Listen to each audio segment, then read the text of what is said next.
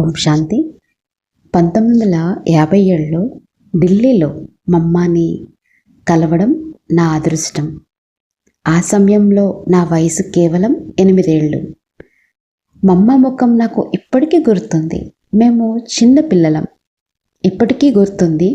చిన్న పిల్లలం కావడంతో మమ్మ మాకు ఎంతో ప్రేమను పంచారు. ఎన్నో కానుకల్ని, గిఫ్ట్లని ఇచ్చారు. ఆ కలయిక నా మనసుపై ఒక చెరగని ముద్ర వేసింది. ఆ తర్వాత నేను విదేశాలకు వెళ్ళిపోయాను. మళ్ళీ తిరిగి వచ్చేసరికి నా వయసు 15 ఏళ్ళు. ఆ సమయంలో ముంబైలో నా ఆరోగ్యం అంతగా బాగోలేదు.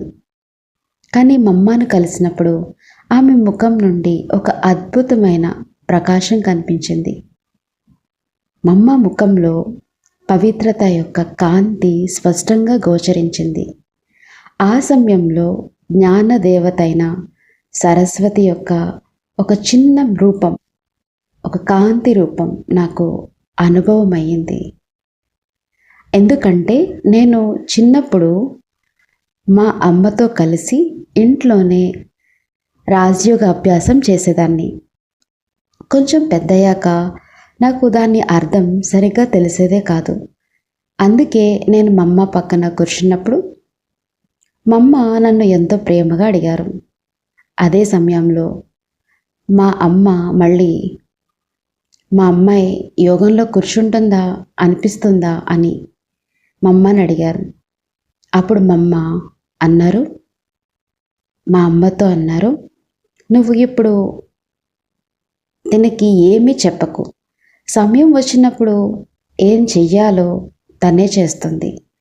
తనకి ఎప్పుడు యోగం చేయాలనుకుంటుందో, ఏ సంకల్పం ఎప్పుడు వస్తుందో అప్పుడు చేస్తుంది. మమ్మ ఎల్లప్పుడూ జ్ఞానయుక్తమైన విషయాలనే మాట్లాడేవారు. మమ్మ చెప్పారు, మీ పిల్లలకి ఎల్లప్పుడూ ప్రేమతో కూడిన పాలన అందిస్తూ ఉండండి. సత్యమైన మార్గాన్ని చూపిస్తూ ఉండండి. ఆపై ఎవరి భాగ్యంలో రాసి ఉంటే అది జరుగుతుంది. ఎందుకంటే ఎవరిని బలవంతం చేయటం వల్ల ఏదీ సాధ్యపడదు. ఒకవేళ నిజంగానే మా అమ్మ నన్ను బలవంతంగా యోగం చెయ్యి అని ఉంటే అది ఎలా చెయ్యాలో నాకు అర్థమయ్యేది కాదు. కానీ మమ్మ నాపై అంత నమ్మకం ఉంచారు. దానివల్ల కొన్ని సంవత్సరాల తర్వాత సమయం వచ్చినప్పుడు నేను స్వయంగా యోగం చేయడం ప్రారంభించాను. ఆ తర్వాత మమ్మతో మా లౌకిక మాతాజీ చేసిన సంభాషణ ఎంతో విశేషమైనటువంటిది. 1964లో మమ్మ పూణే వచ్చినప్పుడు చాలామంది మమ్మ ద్వారా ఎంతో లబ్ధి పొందారు. ఎందుకంటే మమ్మ నిజంగా సాక్షాత్తు లక్ష్మీ స్వరూపం.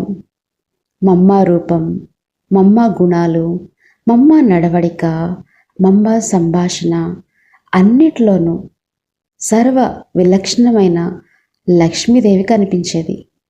భవిష్యత్తులో లక్ష్మిగా మారబోయే ఆ దైవీ గుణాలు మమ్మలో స్పష్టంగా ఉట్టిపడేవి. ప్రతి ఒక్కరూ ఆమెను చూసి ఇదే గ్రహించేవారు. ఆ సమయంలో మా మాతాజీ మమ్మను ఒక ప్రశ్న అడిగారు. మమ్మ, ఇప్పుడు యజ్ఞం ప్రారంభమై చాలా కాలమైంది. ఉన్నతమైన పదవిని పొందే ఆత్మలు గత 20 ఏళ్లుగా ఎంతో తపస్సు చేశారు. నేను ఇప్పుడిప్పుడే ఈ జ్ఞానాన్ని అర్థం చేసుకుంటున్నాను. నాకైతే అంతగా పురుషార్థం చేయాలనే సంకల్పం రావడం లేదు. అంతా బాబాని చూసుకుంటారులే అనిపిస్తుంది. కాబట్టి నా వల్ల ఎంత సాధ్యమైతే అంత నేను చేస్తూ ఉంటాను అని అన్నారు. అప్పుడు మమ్మ ఎంతో మధురంగా నవ్వుతూ చాలా ప్రేమతో మా అమ్మకు వివరించారు. మమ్మ ఎంతో మధురంగా నవ్వుతూ, చూడు, ఈ సృష్టి అనేటువంటి నాటకం యొక్క ప్రతి దృశ్యం ఎప్పుడు మొదలవ్వాలో ఆ సమయం ముందే నిర్ణయించబడి ఉంటుంది. డ్రామా తన సమయానికే ప్రారంభమవుతుంది. ఉదాహరణకు, కొందరు తమ సొంత వాహనంలో బయలుదేరతారు.